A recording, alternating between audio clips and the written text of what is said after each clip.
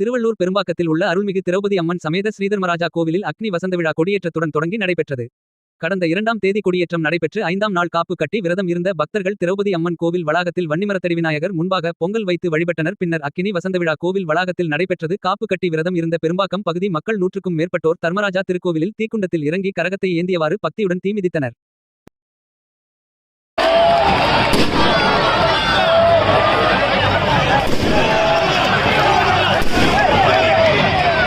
பின்னர் திரௌபதி சமேத தர்மராஜா சுவாமி ஊர்வலம் நேதாஜி சாலை பெரும்பாக்கம் கிராம வீதிகளில் வண்ண விளக்குகள் மற்றும் மலர்களால் அலங்கரிக்கப்பட்டு வலம் வந்தது. திரௌபதி அம்மன் சமேத தர்மராஜா சுவாமியை பொதுமக்கள் வணங்கினர்.